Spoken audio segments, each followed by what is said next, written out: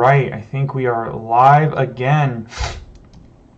So I'm going to start with my face up, and then I'm going to drop off when I get into the meat of the god. So I just taped that other video you watched, presumably about character creation. That also went over a little bit of house rules, etiquette, anything that you would need to know, D&D Beyond, all that good stuff. Now I'm going to talk about worship, piety, and the gods, and so let's get to it. The idea of the existence of gods, as it grew in popularity among the mortals of Theros, didn't bring the gods into being by itself. Moral reverence and worship turned universal ideas into deities. It wasn't until mortals trusted the gods to act on their behalf in response to sacrifices and prayers that the gods took shape from the dream substance of Nyx. Worship remains crucial to the power of the gods, though mortals are generally not aware of their influence. Were a god to cease being worshipped, their might dwindle.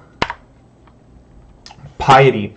The gods do reward the devotion of their champions, though. The strength of their devotion to your god is measured by your piety score. As you increase that score, you gain blessings from your god. Piety has nothing to do with faith or belief, except insofar as a person's thoughts and ideals drive them to action in a god's service. Your piety score reflects the actions you have taken in your god's service, actions that the god richly rewards. So, again, it is how you act. That is how piety is. So this is a really cool mechanic, if you think about it, to the extent of role-play choices. You making choices based on the god that you're picking and what you think they would like. When you choose a god to worship as a beginning character, your piety score related to that goal is that god is 1. Your piety score increases by 1 when you do something to advance the god's interests or behave in accordance with the god's ideals. The gods expect great deeds from their champions, so your piety score typically increases only when you accomplish a significant goal, such as the completion of an adventure. Make a significant sacrifice of your own self-interest or otherwise when the DM sees fit.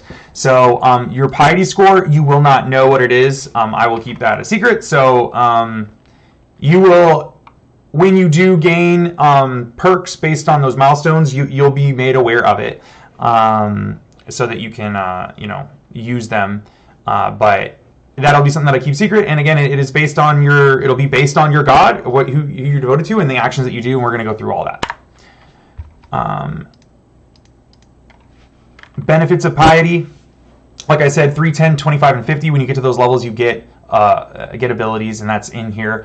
Really, I'm going to go through it quickly. I'm going to talk overarchingly about the god themselves, kind of what kind of RP. We're going to go over that, but then you can just pause it on whatever god you're interested in, and it'll show you all the stuff. Again, D&D Beyond has all of this. You have access to it through my stuff, so you can keyword search all that too if you just go through the campaign together. So the gods bestow favors on those who prove their devotion. When your piety score crosses certain thresholds, you gain a benefit detailed in a section describing the gods' champions.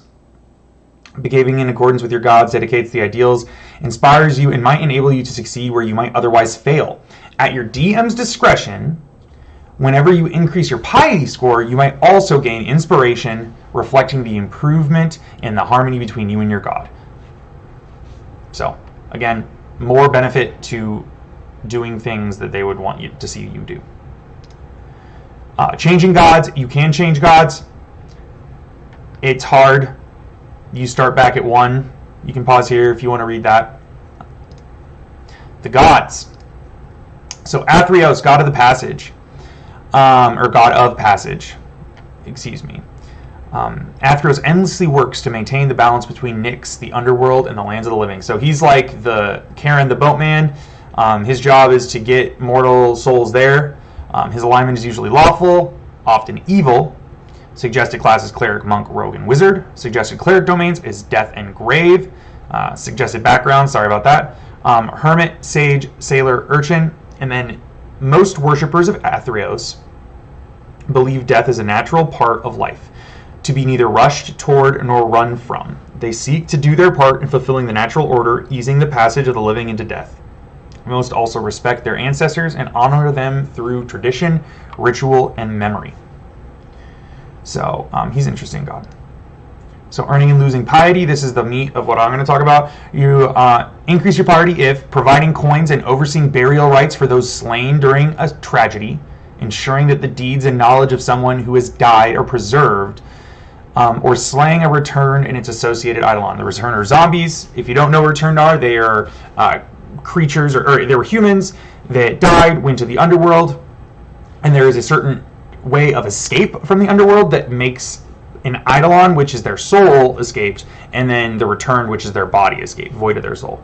How you lose piety with Theros: denying a dying person their final rites, removing wealth from a corpse or defiling a tomb, aiding those who seek to escape from the underworld or who already have. So, I mean, this is even makes me think of the last one there, or removing wealth from a corpse. You know, if the rest of your party is in a dungeon and it's they start raiding a tomb, you could take money, but you're going to lose piety, or you could not take the money and you know, maybe you gain piety. Who knows? This is the piety benefits. You can look that up too, like I said. Afara, god of the polis. Afara seeks always to further cities, establishing them, protecting them, and seeing them grow.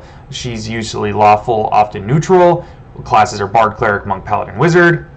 Domains, knowledge, and light. And then backgrounds: acolyte, athlete, guild, artisan, noble, sage, sailor, soldier, urchin.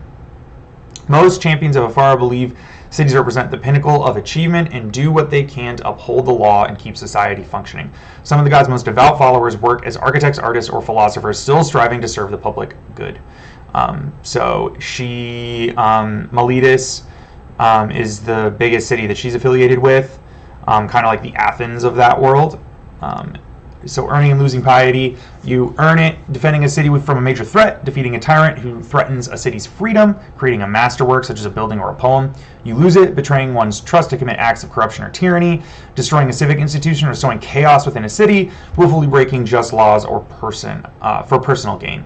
So a lot of interesting stuff there. Piety benefits.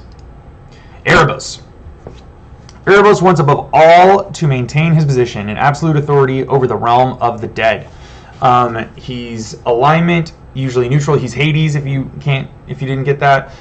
So he makes sure all the souls stay in hell.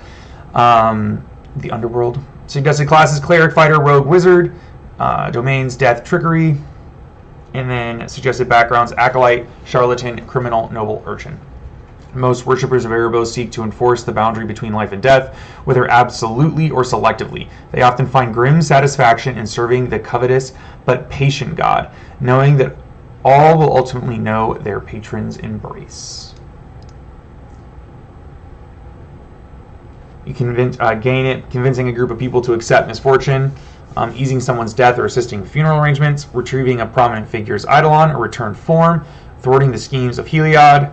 You lose it saving a life without securing compensation, forsaking your duties for personal gain or pleasure, allow a soul to escape the underworld.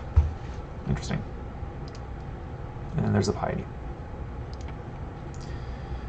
In Heliod's mind, he's the ruler of the gods, and he wants merely for his rightful place to be recognized. Alignment, usually lawful, often good. Suggested classes: cleric, fighter, monk, paladin. Suggested cleric domains: light. Suggested backgrounds: acolyte, athlete, noble, soldier. Champions of Heliod are typically either exemplars of light, law, and truth, or conflicted heroes motivated by revenge and sworn vows. Most can't imagine serving those they consider lesser gods.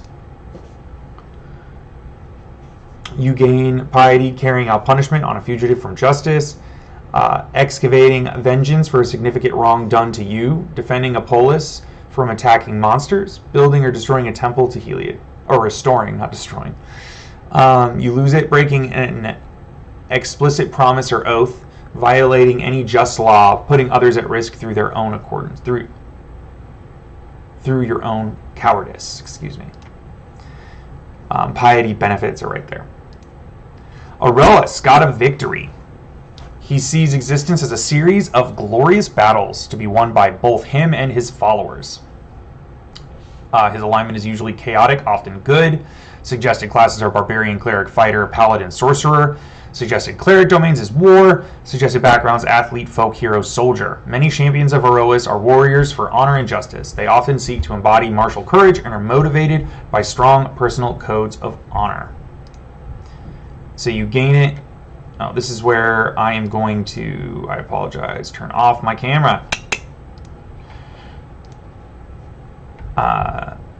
You increase your piety score of Aroas when you ban the god's influence. Here we go. Achieving a great victory, overcoming long odds honorably, defeating a skilled foe in single combat, winning a great feat of strength or skill. Showing cowardice in battle, besting an honorable foe through deceit, harming innocents or non-combatants. There's the piety benefits. We're gonna speed this up. We're gonna get going. Karametra, god of harvests. Her fundamental concern is for the well-being of mortal folk, starting with their physical health, but also including their need for security, love, and belonging. Alignment, usually neutral, often good. Suggested classes, cleric, fighter, paladin, ranger. Suggested cleric domains, life and nature, and then suggested backgrounds, acolyte, folk hero, guild artisan, soldier, or urchin. Most champions of Karametra are advocates of community and family. They typically form tight-knit squads or surrogate families and take care of their people. Earning and losing piety. Earning, turning a wild field into fertile cropland, feeding those who are starving, defending a farm from monsters, building or restoring a temple to her. Losing it, how you lose piety. Destroying a settlement's food source, releasing and scattering domestic animals, diverting a water source needed for irrigation, or starting a fire that threatens a settlement.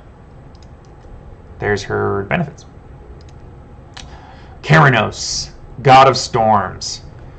Though where others see only chaos and destruction in storms, he sees them as shaping the firmament in ways that challenge and engage mortals. His alignment is usually chaotic, often neutral. Suggested classes are barbarian, bard, cleric, druid, sorcerer, wizard. Suggested cleric domains is knowledge and tempest. Suggested backgrounds, acolyte, entertainer, guild artisan, noble, sage, and sailor. Most champions of Keranos are calm under pressure, creative and clever. They often seek to challenge the status quo and thrill at wielding the power of the storm.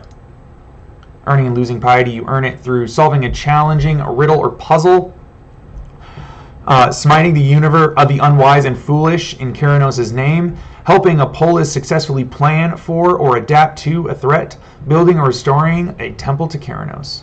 You lose it through jeopardizing others through rash or foolish actions, willingly subverting or impeding a wise course of action, failing to plan appropriately for a challenge, giving to a wanton fury and destruction. Giving in to wanton fury and destruction. And there are his piety benefits. Klothys, god of destiny.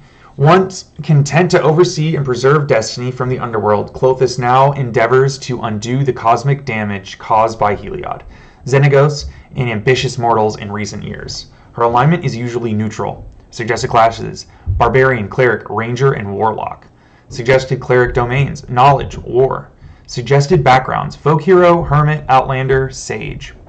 Most champions of Klothys believe it is their destiny to fulfill a particular role or seek answers to omens they struggle to understand.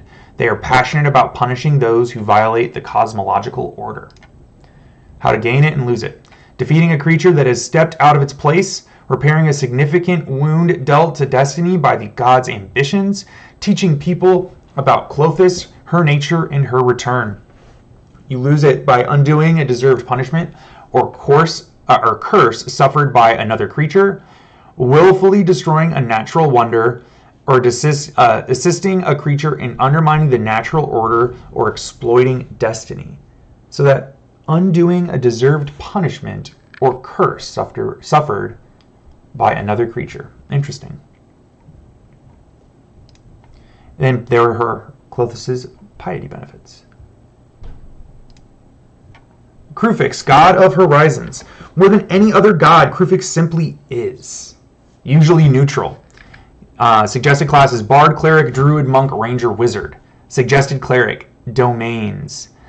Knowledge and trickery. Suggested backgrounds: hermit, outlander, sage, and sailor. Most champions of Kruphix seek to learn the secrets of the universe and maintain the balance of the world. They largely view the other gods as petty and seek to separate themselves from divine squabbles. How to earn and lose piety with him. Keeping a dangerous secret despite personal cost. Revealing a critical truth at an important moment. Mediating a major dispute or conflict. Aiding the weak or impeding the strong. Your piety score to Kruphix decreases. Revealing a secret that should remain unknown. Selfishly refusing to share information. Showing favoritism toward any other god or group. Furthering the aids of another god in defiance of Kruphix. It's very interesting, if you are in a position where you do know information and he's watching how you share it. There is piety benefits. Mogus, god of slaughter. To Mogus, the world is a canvas upon which he paints in blood. Alignment, usually chaotic, often evil. Shocker. Suggested classes: barbarian, cleric, druid, fighter, warlock. Suggested cleric domains is war. Shocker again. Suggested backgrounds: athlete, criminal, outlander, soldier. Most champions of Mogus are anti-heroes motivated by rage and a thirst for war. Many are tortured souls with a thirst for vengeance. Earning and losing piety with Mogus. Earning it: defeating a champion of Iroas, taking vengeance against a powerful foe, burning a polis or a settlement to the ground, desecrating a temple to Iroas as an offering to Mogus. How you lose piety: failing to carry out sworn vendetta, publicly displaying weakness or compassion, rejecting a duel or a challenge out of fear. There is his piety benefits. Nylea, god of the hunt. She wants only to keep the natural world free and healthy, shepherd the seasons through their yearly cycle, and enjoy the beauty of the land. Alignment, usually neutral, often good. Suggested classes: barbarian, cleric, druid, and ranger. Suggested cleric domains: nature. Suggested backgrounds: folk hero, hermit, outlander. Most champions of Nylea understand the cycles of nature, embracing life, death, and rebirth. They might commit violence when necessary, but never revel in it, advocating for the proper treatment of animals, plants, and the natural world. Earning and losing piety. You earn it by healing a sick or injured wild animal, by stopping those who hunt for sport or profit, by proving your worth in a contest of archery, slaying an aberration, a fiend, or an undead. You lose it by killing an animal for any reason other than necessity, dedicating a building or making a sacrifice to any god, including Nylea, protecting a city or farm from natural dangers. Those are her piety benefits. Pharika, god of affliction. To Pharika, Theros is an ongoing experiment and mortals are her agents in carrying it out. Her alignment, usually neutral, often evil. Suggested classes: cleric, druid, ranger, rogue, warlock, and wizard. Suggested cleric domains is death and knowledge and life. Suggested backgrounds: criminal, guild artisan, hermit, outlander, sage. Most champions of Pharika seek to uncover the world's greatest secrets through science, alchemy, and magic. They are often enamored with the mysteries of life and death, along with snakes or other venomous creatures. How do you earn and lose piety? You earn it through creating a cure for a dangerous affliction, defeating a powerful foe by using poison, discovering or documenting an unknown people or a poorly understood creature, building or restoring a temple to Pharika or a site that glorifies serpentine creatures. And you lose piety with Pharika: destroying alchemical, medical, pathological, or similar research, performing a notable act of healing without exacting a significant price, slaying a Medusa or a serpent. There are her piety benefits. Phanax, god of deception. Every lie, every betrayal delights him as it sows discord in the world. Alignment, usually chaotic, often neutral. Suggested classes: bard, cleric, monk, rogue, and warlock. Suggested cleric domains: trickery. Suggested background: charlatan, criminal, entertainer, sailor, pirate, or urchin. Most champions of Phanax are exemplars of deceit motivated by greed, revenge, or a good swindle. They have chosen to serve a mortal who ascend to godhood, possibly because they want to emulate him. How do you earn and lose piety? Helping a fugitive escape justice, pulling off a daring robbery, obstruct champions of other gods, building or restoring a temple to Phanax. How do you lose it? Forthrightly assisting lawgivers in their duties, swearing and then honoring an oath. Bringing order in times of chaos. And those are his benefits. Perforos, god of the forge. Perforos acts not because of grand plans or high ideals, but on the whims of his restless, creative mind. Alignment, usually chaotic, often neutral. Barbarian, bard, cleric, fighter, and sorcerer are the suggested classes. Suggested cleric domains are forge and knowledge. Suggested backgrounds are acolyte, entertainer, guild, artisan. And most champions of Perforos are unswerving advocates of passion and creativity who change the world by doing what they believe is right in the moment. Earning and losing piety. Earning it, fighting against those who would rule over others, taking decisive action on impulse, destroying something that was outlived its usefulness, creating something wondrous in Perforos' name. You lose it by following an unjust law despite your misgivings, creating something shoddy or flawed, backing down from a fight or a contest. And there are his benefits. And then last is Thassa. Thassa, god of the sea. Thassa is never satisfied with the status quo, and she also never advocates hasty, uncontrolled change. Alignments, usually neutral. Suggested classes are cleric, fighter, rogue, and wizard. Suggested cleric domains is knowledge and tempest. Suggested backgrounds is acolyte, outlander, sage, and sailor. Thassa's champions typically work on behalf of change, embrace new ideas, don't automatically defend the status quo, and wish to serve the god who controls pounding waves and massive krakens. How you earn her piety. Supporting those who would reform or overturn institutions, preventing a cataclysmic change, offering a treasure to the sea, defending or maintaining a temple to Thassa. You lose it by trying to keep a secret from Thassa, using magic to calm the sea's fury, by upholding an institution not devoted to Thassa, and bowing to the desires or demands of another god. And here is her piety benefits. So, that was a lot. I know that there's a lot in the other video. Please, this is just a reference. I know that there's so much that you can read about each of these gods in D&D Beyond, in the book. I would recommend you even buy Theros. I think it's an awesome book. I really enjoy a lot of what I'm reading, getting prepared to DM this. And I hope this was helpful. Let me know in the comments. Like, subscribe, all that good stuff.